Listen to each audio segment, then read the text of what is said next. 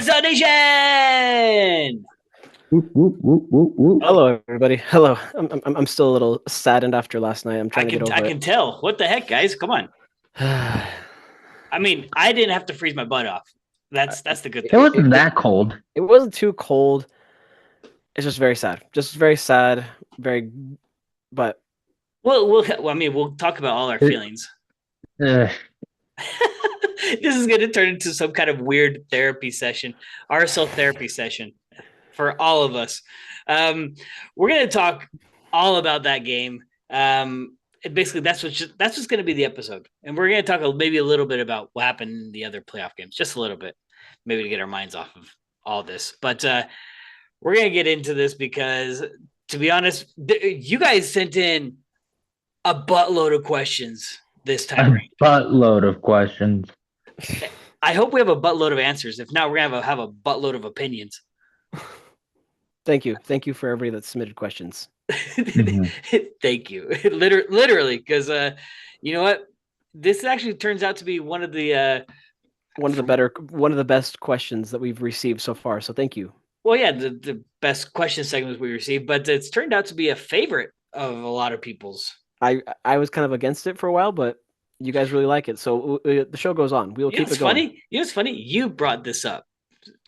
You're like, I hate it, but we have to do it. No, it's fun now. So, actually, I just need to ask real quick. I know you guys are bummed out with everything. How did the atmosphere feel? Because I know that wasn't one of the questions, but how did the atmosphere feel like? We'll get into a second. It felt very artificial, in my opinion. Oh, well, someone's well, I understand you're being maybe a little negative because you're not feeling good about the game. I'm being honest too. Some aspects felt very artificial. We'll get into more when we talk about last night's game. So Sure. I'll save it. Christian, you feeling all right with last night? I mean, how did the atmosphere feel to you? The atmosphere felt frustrated because the crowd didn't have a lot to cheer for until Zach McMath started going off. That's facts. Okay. So basically, what you're telling me is that good thing I didn't go to the stadium, or maybe I should have gone to help out. Probably. Oh, yeah. Could have used a little bit more Alessandro. We all need a little bit of more Alessandro in our lives. More taking off the shirt from little boy. Oh man, that would have been cool. Don't clip that. That's so funny. All right. Without further ado, let's get right into these questions. Let's do it fast. So, please. First question: who decided the penalty taking order? Oh, you're going that way again? Why put out Luna? No. Why not include Dominic in the PK top 5? Well, I guess I'll answer your second question. Pablo said the reason they took off Luna was because he had a hamstring injury. He was kind of holding that, and if you saw, there's videos clips on Twitter. He was pissed. He kicked the Gatorade cooler when it came off. As you can imagine, playoff game getting subbed off. You don't want that. Not at all. But he wasn't subbed. I bet he didn't kick the cooler because he was being subbed off. I bet he kicked the cooler because he wasn't feeling good. Yeah, frustration from hurting. Yeah, but the first question: who decided the penalty taking order? Obviously, it's the head coach. No, it wasn't. No, it wasn't. Did you not listen to Pablo? Pablo said that the players decided it. For me, it surprised me that they had Glad as number 3. Well, when you say they, I mean the players agreed to it. Yeah, it surprised me that they would choose Glad over some other player. I mean, what would have been your order? Chicho 1. I was fine with Diogo 2. Mm-hmm. What surprised me? No Catalanis. No, so I know you're. I mean, I'm gonna say that you're saying that because I said that. No. Because I look at the other players that didn't take a shot. Dominic, he wasn't in the top 5. He's not a top 5 penalty taker on the team. I'm sorry. No, he's too inexperienced. Yeah, and Glad isn't. Glad's taken more professional penalties than Dominic. One. Yeah, the one against Seattle. Though Trey would have us believe 2. I think it's 1. Yeah, but who else? I mean, I mean, obviously Well, Julio. you had Javane Brown Julio. and Really, Javane Brown, you would have had him. but yeah, there was a lot of things I would have changed, maybe a few different pieces. But would you have included Dominic at all, either of you two, in your top 5? Well, I sent you my top 5. It was and in this order, it would have been Chicho, Diogo, Catranis, Dominic, and then last would have been Julio. Christian, what would have been yours? I would have done again Chicho, Diogo, Anderson, Crooks. But But he, Cruz was but, subbed off. but, but he was And off. oh, true, Crooks was off at that point. Then Anelli, and then Catranis. Okay. So I wonder if, I mean, we already established that Pablo didn't determine the order, but the strange, well, not strange, the strategy of putting defenders in your top 5 kickers. That's very common as of the last 5 years. Mm-hmm. I remember back in 2018 Copa Libertadores, River Plate was playing against Cruzeiro in the semifinals that went to the PKs, and Just straight center backs. they put in straight defenders, all 5. But the reason why is because defenders don't have a record per se of their PKs where they're going to shoot. I told Christian and a few others up in the press box while we were watching this, I was like, this is the kind of game where I would love to have seen Vera, because we know how well Vera could just smash PKs. So I think you switch Vera for Glad, then I think we would have seen a different picture, possibly. Oh yeah. Yeah. So I think Glad would have been the only one I would have changed out of all of them. I was even fine with Ojeda. Yeah. Definitely. So let's move on to the next one. So we have, what do you think the team could have done better last night? There's so many things. That's a loaded question. You mean score goals? Weird. Yeah. I probably would have scored goals. Christian and I both agree as we were watching the game that we felt like the team as a whole and Chicho weren't playing the same after Chicho went down with that injury.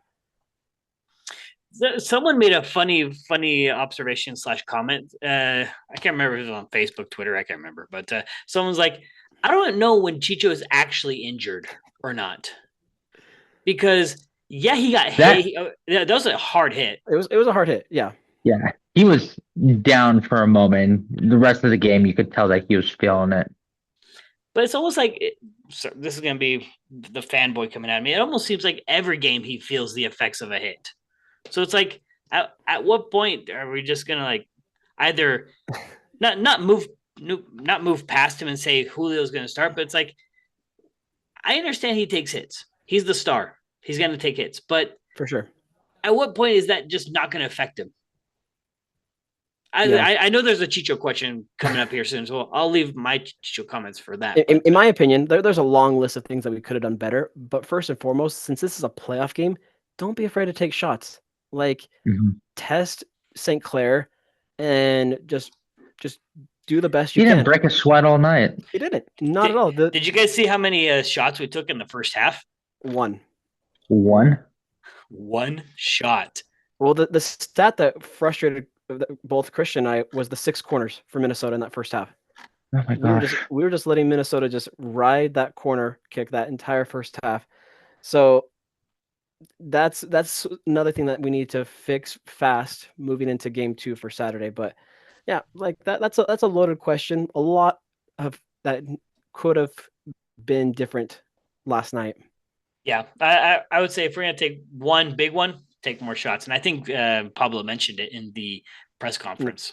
Yeah, because so many times Chicho, Luna, they had that space, they had the opportunity top of the box, but no, they passed it instead.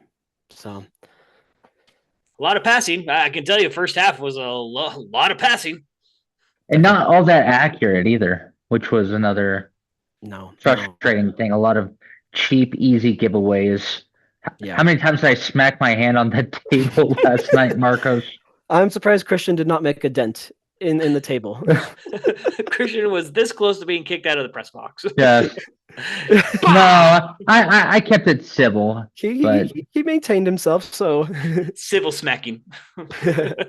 Next question. Next question. Our good old friend Joe. He asked best of 3 series or home away aggregate. So I think Minnesota wins on Saturday. Game over, season over. So what a crappy way for our season to potentially end too. Yeah. I do miss the old way, how it used to be aggregate. Aggregate was fun. Aggregate was like before COVID. Yeah, that was a long time ago. But yeah, aggregate. That everyone in the world does aggregate. But who was mentioning it? I think Tom. Tom was on his little podcast that he does. He was talking about this whole game, the best of 3 series, and he's like, the only reason he thinks that they're doing it, and I'm pretty sure I believe Tom, is Apple TV. That's the only reason. Yeah. Because just an opportunity for all the playoff teams to have that chance to play at home. Someone was mentioning that basically game 1 doesn't really matter. It doesn't matter. And you're referring to the wild card games, correct? No, I'm referring to this first round only because I understand that obviously if you win 1, you have a larger chance of winning 2. But basically, if you win with game 2 is the deciding game. So basically it comes down to a single elimination game. If you lose game 1, which we did, basically now it's single elimination. Yep. Mm-hmm. But if we win, it turns into a kind of a home away aggregate kind of thing. So it's almost like game 1, meh. Yeah, so now with Minnesota having the upper hand, getting the win last night, RSL will be chasing hard come Saturday. Whereas Minnesota, they're fine. They can literally just sit back and relax. Do you know how many fun games I've been a part of with aggregate where you'd win a 2-0 in the first leg, and you're losing the 1-0 in the second leg, but you still celebrate it? Do you know how much fun that is? You celebrate a loss? Those were the good days. Those were the good days. Good times. Anyways, thanks, Joe. Oh, here we go. Here's your Chicho question, everybody. So there we go. Thoughts on Chicho? Poor form lately, and if you think he'll be able to get back to his scoring soon. Oof. So Christian, we're up to over 100 days. No, we're over 100. Christian, do you remember where we're at? Oh, it's like it's like 110 at least by now. I'm clearly for our YouTube viewers. I mean, you could probably hear on the audio quality. I'm not at home. I'm babysitting my parents' dog, so I don't have access to my computer. I think it's like 115 days or something now. It's are you checking that, Alan? Oh yeah, I'm finding the link. Here we go. In fact, do you want me to share it with all you? Sure, if you want to. Oh, I'm going to. It's gonna look really nice. Actually, Flip, keep talking because it's gonna take me a second. So something upset the balance in Chicho. Probably that long form injury that he had, and he's just not back to where he was. His fitness isn't great. His mentality isn't as killer as it was. I don't know if we'll see it this season. You know what? I'm actually kind of worried about Chicho because I think he's been one of our worst players for the past couple of months. And in fact, here we go. Sharing in 3. I'm going to say 115. That's what I said. Oh, 116. There you go, guys. Almost to the minute. Oh, wow. So that's how long it's been since Chicho's last goal, July 6th. Oh, man. Not counting the penalty.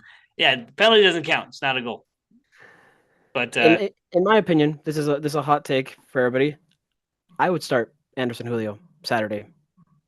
I don't know about that too. I'm still not convinced.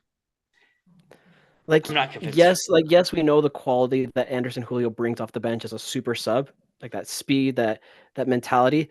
but I'm not seeing it. Last night I did not see that at all from Chicho.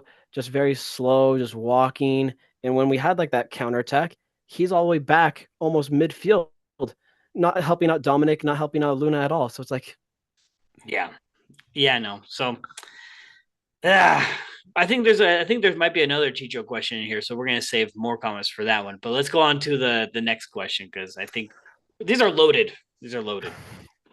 Biggest change needed to win in Minnesota. Well, first and foremost, take shots, score goals. Do you think we need a lineup change? Well, obviously the biggest thing that's going to come back Saturday is Vera. Yes. Now that's we have a Vera question in here in a second. So shoot, man, there's like so many layers that we have going on. But you're right, we do need a shoot. Period. But I think we need a mentality change. There's something going on because it wasn't just we weren't shooting. There's something going on because you can't blame it on the weather. The weather was fine. It was dry-ish, but it was cold. Mm-hmm. But that's a normal thing in soccer. Cold is cold. Yeah, cold is cold. But trying to get over this mental hump of I don't know what the heck is going on. Maybe the mental hump of 5 defenders in the back. They're putting up a wall back there, and it's hard to get past it. I don't know. It's just we've played against other 5-back teams this season. That's a point Pablo brought up last night. But I mean, credit to Minnesota though. They held their formation incredibly well last night, which did frustrate us a bunch. Mm-hmm. Something else that I would like to see is actually a methodic breakdown of that 5 line. We saw it a couple of times where we were able to peel the 2 wingbacks forward, which left them vulnerable with a 3-back. We need to be able to do that more, to be able to create the space to provide opportunities to cross the ball in. So on top of taking shots, dismantling that back line is something that I think needs to change for Saturday. Definitely. And Pablo also mentioned in the press conference that Luna, obviously he did pick up that injury. He doesn't know the status of Luna quite yet, but let's say Luna is out for Saturday. Do you have Diogo over there on that left? Yeah. You go Diogo, Crooks, Dominic. Yeah. So otherwise it's Lachlan Brook, and he's not quite to that caliber yet. Yeah, no, but I agree. I think though with having Vera back on that with center back, that's going to help big time. Like yes, Javane did bring that speed, which was crucial because we got beat so many times by their attacking players. But having Vera, having that height is going to help on those set pieces big time. Yeah, I can see it. I can definitely see it. Well, speaking of which, next question. How important is Vera to our defense? Crucial. Crucial. But seriously, how important? Because we've been without him the last 3 games. And of course, like the reason he got suspended is because of the Minnesota game. That's going to be spicy. Here's the thing. You put in Vera with Glad. You bring Brown out to the wing. You put Anelli back in his spot. I think from there we can do some damage because Brown can get up the wing.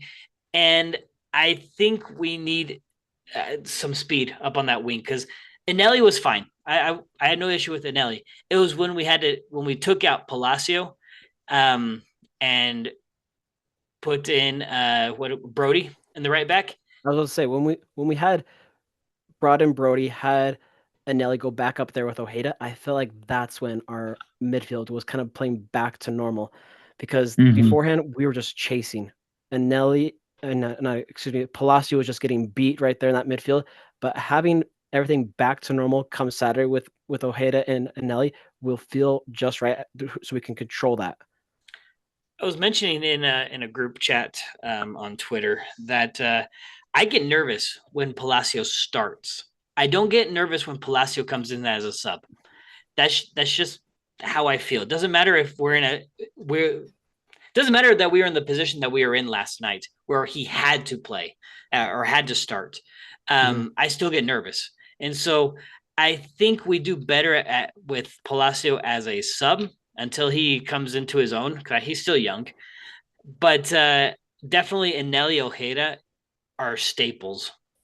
We cannot separate them. We cannot, and that's what. Looking into the future, that's what worries me about bringing back a Pablo Ruiz. People are like, "Well, put him as an attacking midfielder." That means you're trying to replace Diogo because really Crooks is towards the end of his line. I think he's going to be turning into a sub. But what do you do with Pablo Ruiz? And I think in a playoff game like this, where we're down one game in the series, bringing back Vera is crucial because we have Katanis, we have Dominic, which we saw in the last game, have that dog mentality, like not afraid to speak up. So now we have 3 dogs in the field. This is going to be very big for us. At least it should be. It should be, obviously. So the few talking tos that Dominic got last night for saying stuff to just watch him mouth off. For being 20 years old, he's not afraid. Not afraid one bit. Good. I mean, he shouldn't be.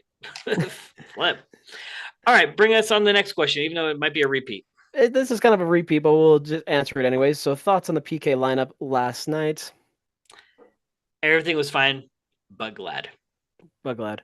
We won the crossbar challenge, so.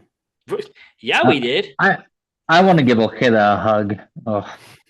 Seriously, like the dude for me is probably one of our, if not our top player this season, and having that happen, oh man, that was killer. It was almost like I was trying to compare it to last season, but I can't think of anyone. Hey, the bonus, McMath had a save, St. Clair didn't, so there's that. It's true. McMath played his heart out last night. Yeah, played like lights out. That was McMath's best game this season. Period. I can't name a better one. I know he's had incredible saves, but that was the best game by far. He had a chest. He had one-handed saves last night. Everything. All right, bring on the next one. Why did we take our foot off the gas in the last 10 minutes of the match last night? Do these people think we live in the locker room? I'm just kidding. Why? I mean, why would I take my foot off the gas the last 10 minutes of last night's match? Exhausted? Tired? I know that for me, cold makes me more tired faster. Doesn't matter if you're a professional or not. Cold makes you tired. But I think at that point, as I look over the stats and everything, we actually didn't really slow down. It may have seemed like it. In fact, let me just take a look at the shots, because shots in the second half, we had 10 total shots. We flipped the switch in that second half big time. 3. Let's see. Shots on goal is a different. I mean, we had 4 shots in the last 10 plus stoppage.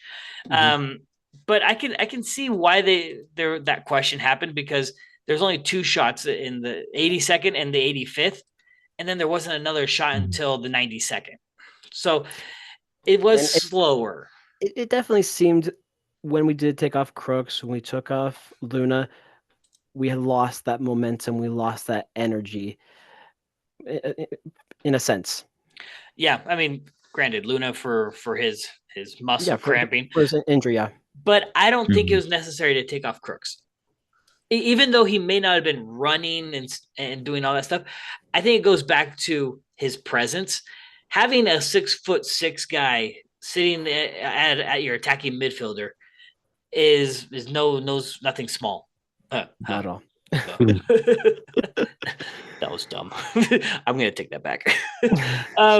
But having that guy there, he automatically draws attention. You automatically have to go to him, because who knows what he's going to do. So I think keeping Matt Crooks in there for 80 plus is going to be key, but I don't know if that's going to happen. I don't know. Yeah. Bring on the next one. Are we cooked? Nah. Half the fan base says yes.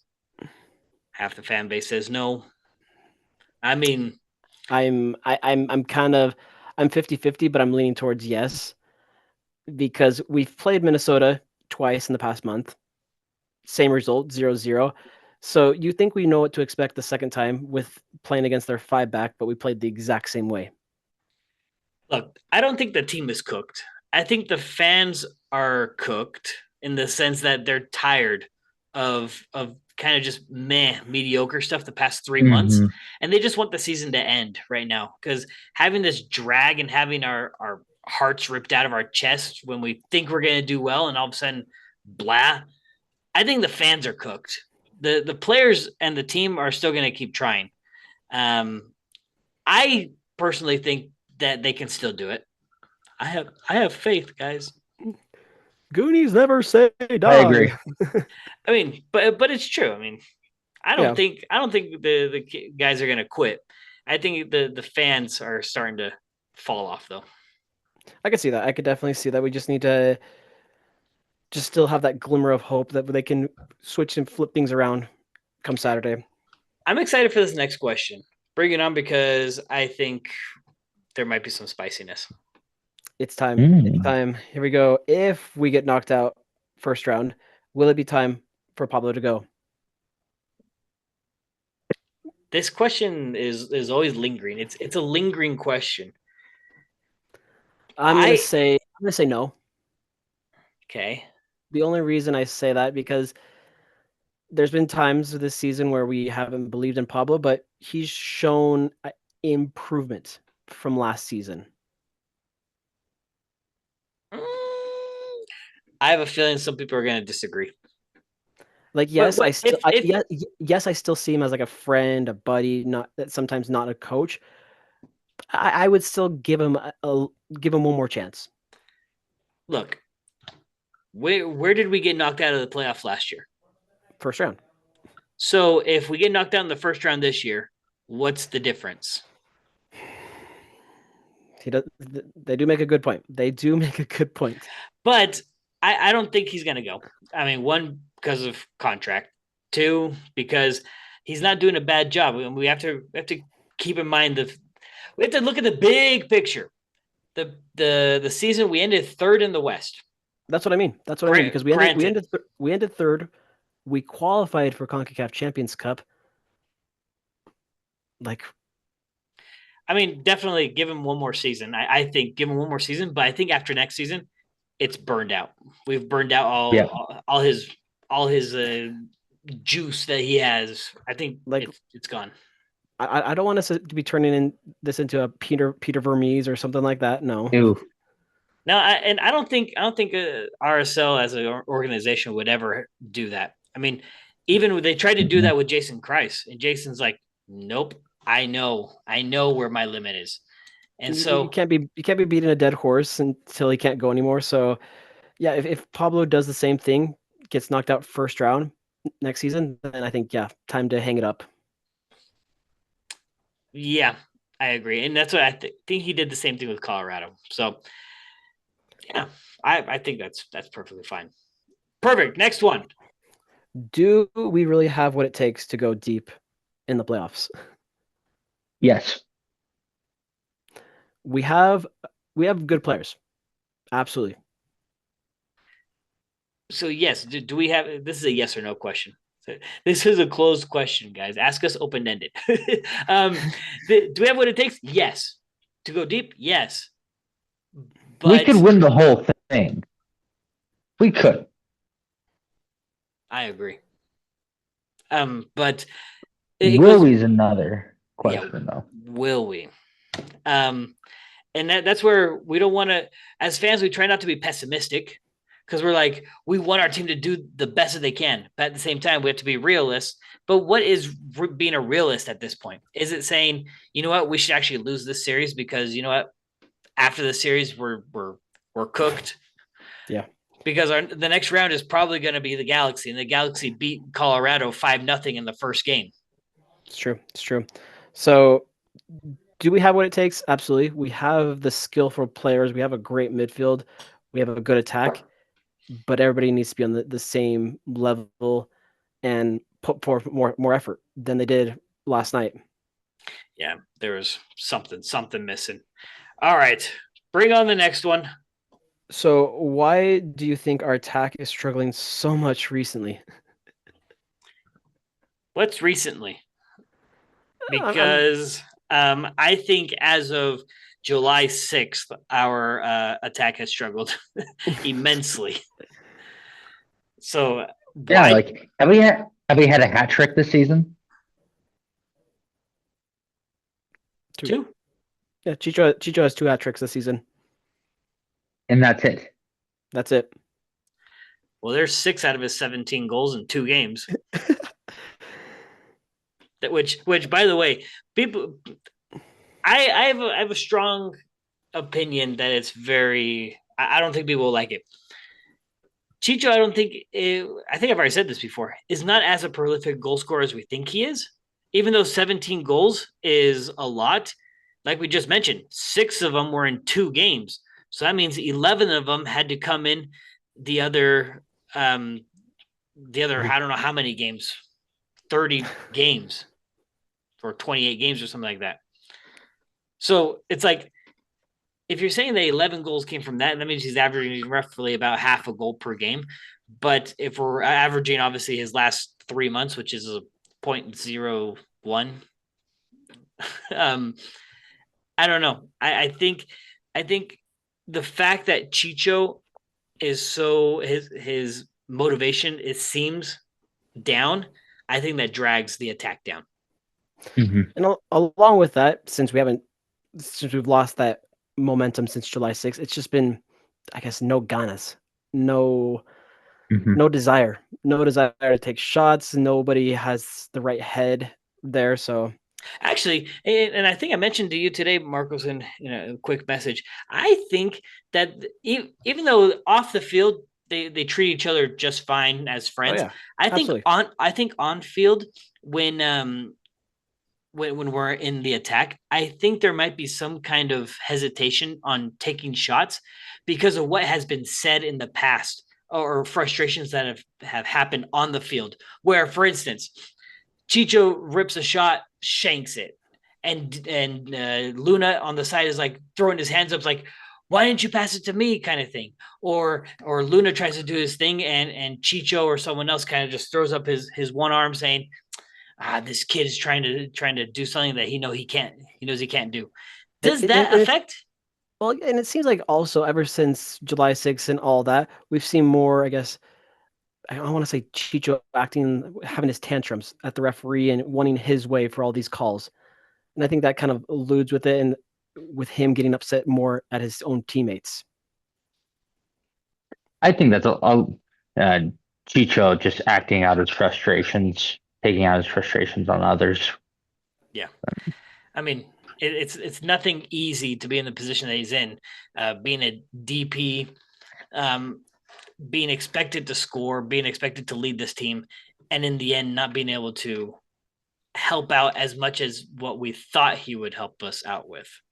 Because really, he's just being another good leader. He's just being another Krylock. There's definitely a reason why Pachuca wanted to get rid of him. We're seeing firsthand. So? We're seeing firsthand. Maybe that's another reason why LAFC wanted to get rid of him. I don't know. That just seems, sorry. That's, for me, that seems a little mean, because I think he's doing his best. He's contributing to the team. I still genuinely think deep down Chicho is a solid, good player, but something's happening mentally that's not producing on the field that we want. Well, Marcos, let me tell you this. It's not easy turning 30. You don't know that yet, but it's not easy. Preach, Christian, preach. It's not easy being 30. Oh my gosh. Everything's hurting. Oh, that's good. Oh, getting back pains when you wake up in the morning. Oh boy. Yes, it's real. It's real. Maybe that's what it is. When was Chicho's birthday? It was, I want to say July. Don't say that, because that's when he turned 30. I want to say no, March. Oh, March. Okay. Oh, there's no excuse. By the way, he hasn't turned 30 yet, so all that 30 talk, all down the toilet. Oh boy. Oops. Anywho, last question of the. Here we go. What happened to the team last night? They lost. We lost. I mean, what else can we say? I mean, what happened? We showed up for one half. One half wasn't enough. Zach McMath saved us. Mm-hmm. And that's about it. Yeah, I want to apologize for there's a lot of fans that came to their first RSL game, but also their first MLS playoff game. I'm sorry that this was your first ever time witnessing RSL. I do promise we are better than the performance that we put out last night. I mean, if they're a first time watcher, they're probably not listening to us anyways, because they probably don't even know we exist. But anywho, yeah, frustrating performance. All in all, more shots. Give us more shots. Shots. Thank you, Polar Express. Everybody. Wait, what? I said Polar Express. No. Oh, they're saying hot chocolate. Wow. Somebody's a dad. That's me. Somebody needs sleep. That's all of us. Jeez. All right, we're going to switch gears. Marcos had to drop off for personal reasons, but we're going to keep it. I think so. And if you're listening to this, Marcos, rude. But we're going to keep this going. But we're going to change gears, like I said, because, you know what, we can only talk about the RSL game for so long. And if we keep talking about it, we're just going to keep beating a dead horse. So we're going to talk a little bit about the results from the other games that happened this past weekend, first round-ish. And I need you to let me know which ones surprised you the most. So we're going to start off with the knockout, or not the knockout, what do you call it? The play-in games, I guess. The 8 versus 9. So we had Montreal, Atlanta in the first one, which, by the way, if you don't want to comment on it, I have nothing to say besides the Eastern Conference sucks. Eastern Conference plays such boring ball. In fact, here's I'm going to throw this out, and this might be, take it as you want. I think the Eastern Conference teams grab more European/Eastern European players than the Western Conference teams, which then turns into, I think, a less flashy style of soccer. It just mundane. It's just bleh. Whereas Western Conference grabs more Hispanic players, and I think, and more Americans too, I think that produces obviously a more entertaining soccer, but also I think it could be maybe pleading to the demographics. But then again, people argue, well, there are Hispanics in New York and Miami and blah, blah, blah, blah. I'm not talking about Miami. Miami is a special case. But anyways, right. Montreal, Atlanta was more. Yeah. The interesting one, though, was the Whitecaps. What? I was going to say, it's interesting that Brad Guzan actually stopped PKs, but... You know what? We should probably get Brad Guzan back on the U.S. national team. Oh, no. Look, I think, another hot take, I think Brad Guzan is better than any of the keepers we have right now on the national team. That's a sad thing to say. And I think someone brought it up, I can't remember who, on Twitter. As you know, I can't remember anything I read on Twitter. But someone was saying, you cannot tell me who the last good keeper that we had was between Tim Howard and Brad Guzan. Oh, it was Tim Howard easily. Well, but I'm saying it was that duo. You could, if Tim couldn't play, then you'd play Brad Guzan. He had hopeful starts, and even Horvath and Horvath is like Turner, but it's nothing. For me, Horvath is like the permanent third stringer. Permanent. Yeah, he's been third string since like the days of Guzan. Yeah, but then again, he was like 20 years old at that time, and I think the last good U.S. men's national team was 2016 Copa America. Probably. I mean, I think Which so. Christian Pulisic was a part of. Yes, as a 17, 18-year-old, something like that. Yep. And he ripped apart Bolivia as a 17-year-old. Bolivia was not good then. Bolivia's better now. They might qualify for the World Cup this time. I'm actually happy for that. In fact, I'm happy Me too. that Bolivia and Venezuela have the opportunity because Venezuela has never qualified. For those That would be awesome to see them go. But anyway, back to it. Yeah, sorry. What? So, No. Whitecaps and Timbers. That game was here. I mean, I think everyone knows the situation. Vancouver comes in as the 8. Portland comes in as the 9. Mm-hmm. Vancouver can't host because they decided to schedule a motocross event in their stadium the same day, and so they had to move the game to Portland. Portland shouldn't have had home field advantage. So, what happens? Vancouver slaughters 5-0. That was wild. And this is a Vancouver team we had just beaten too.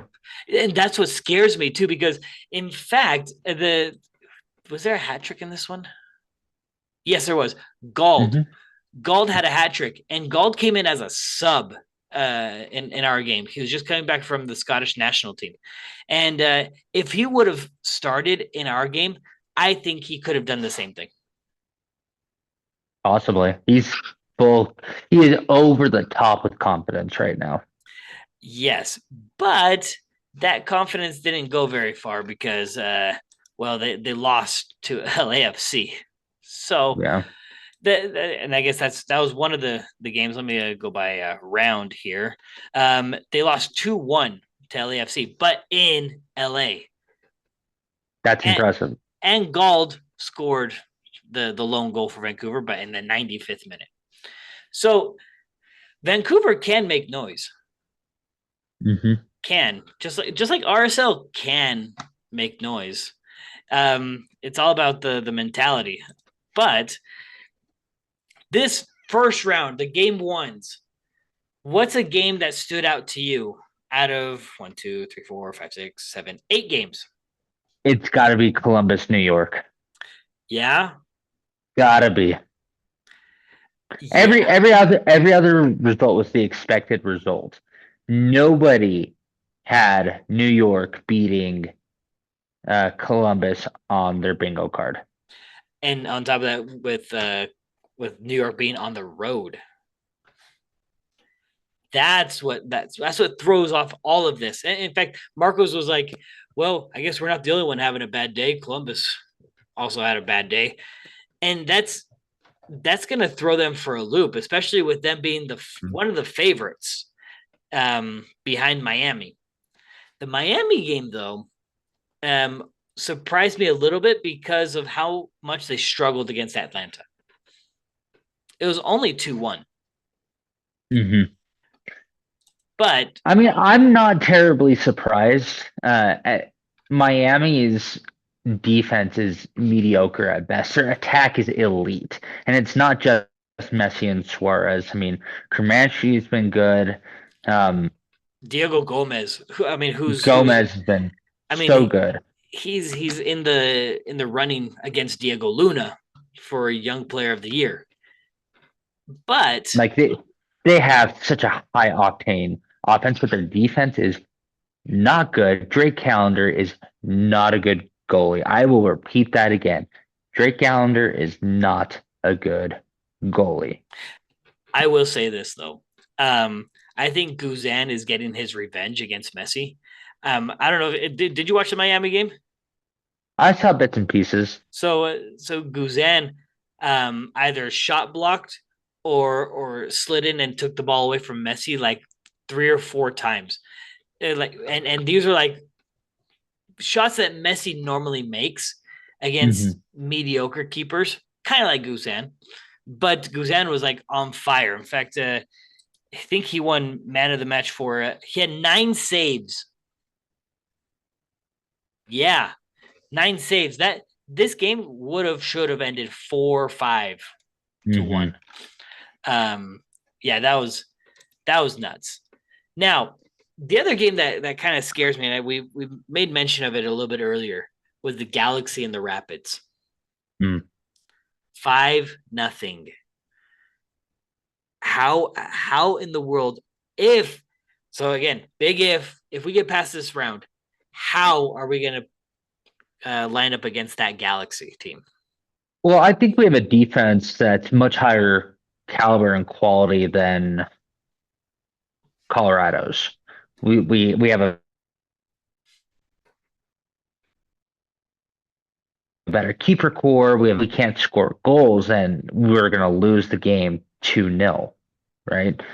Because every defensive line has a moment where they break. Yeah, it's not an if, and it's a when. Yeah, ours broke several times last night. They just were just lucky they didn't score. But we have a better defensive minded setup than Colorado. I think we can handle it. My problem would be if we could outscore the Galaxy, which is a big question mark. Big question mark because of like Gabriel Peck, Joveljic, Ricky Puig. I mean, who else do they have? Who else scored that night? Well, Joveljic and Puig. Who didn't? Gabriel Peck didn't score, but that doesn't mean that he can't. Oh, he had 2 assists. And Paintsil, they have Paintsil as well. So they have an attack, which is super scary, and especially with a formation like a 4-3-3, that's pretty scary against a 4-2-3-1, where ours is a transition attack where there's just full on attack. 4-3-3 for me is attacking. So yeah, very much. That's not good. And on top of that, the Rapids play a 4-2-3-1, and look what happened. So, yeah, those. Now, do I still have? I think I have because I don't know what your bracket. I don't know if you heard me last episode. I kind of complained that you didn't have your bracket ready, or at least labeled as your name. But did you? Oh, you didn't. You didn't do a bracket. I forgot. What? Come on. All right, then we'll just have to. Well, I have to wing this one. Tell me, with the results that happened, I'm gonna go through the 8 games. You tell me who's moving on then. Miami, Atlanta, in Atlanta. Miami. Okay. Miami. Galaxy in Colorado. Galaxy. You think they're gonna hold on? I think they're not gonna get another 5-0 game. It'll be a 2-1 win for the Galaxy. It'll be something smaller. Yeah. Yeah. Boring. Orlando City and Charlotte. Orlando City won 2-0 the first one. I think Orlando will. Okay. They're going to Charlotte. It'll go to game 3. Oh, okay. LAFC Vancouver in Vancouver. Ooh, that might go to a game 3. I wondered the same. I hope so. None of us want LA teams, but I think Vancouver might be one of LAFC's kryptonite. Might be. Along with ours, huh? Along with ours. Cincy NYCFC. Cincy won 1-0. Going to New York. I think Cincy still walks away with it. Oh. NYCFC is kind of fallen off a tiny bit lately. Huh. So. Interesting. All right. This one's probably the most interesting one besides ours. Seattle, Houston in Houston. Yeah. I see that going to another game 3. I think Houston pulls a result at home. They have to.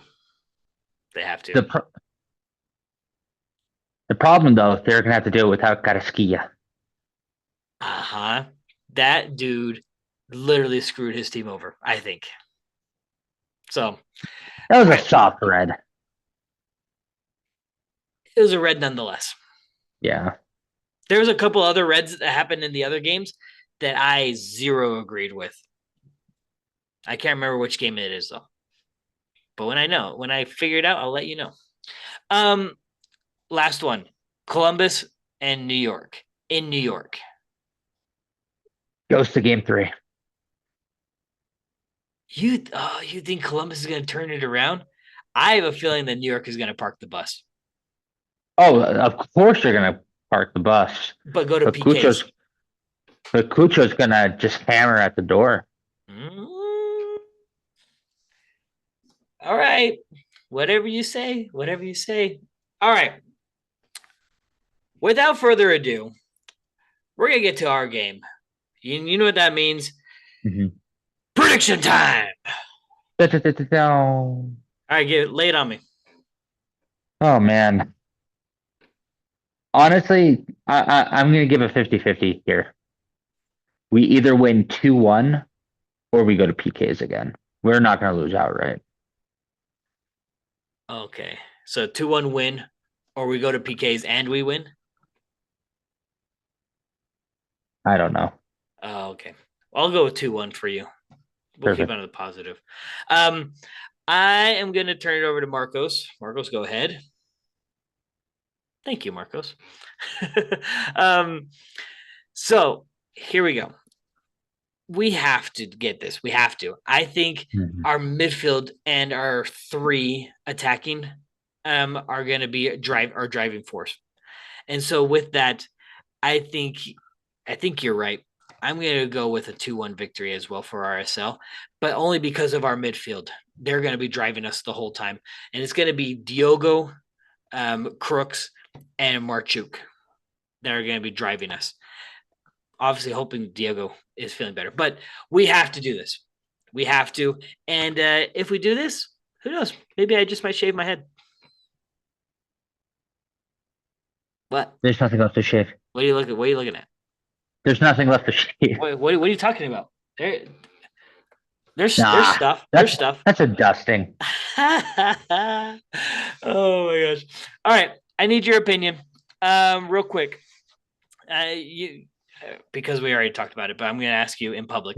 Your thoughts on River Plate. Everyone, I think, has seen River Plate entrance to Copa Libertadores.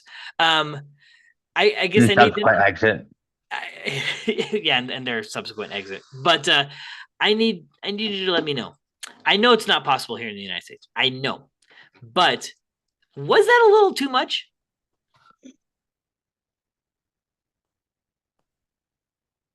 For those that don't know, the place that was close. It looked like they're doing a demolition inside the stadium. You say close? Close to too much. But because it's River, it's not too much.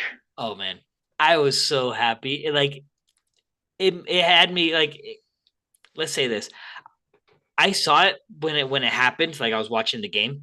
But then afterwards, I needed to watch more of it after RSL's loss.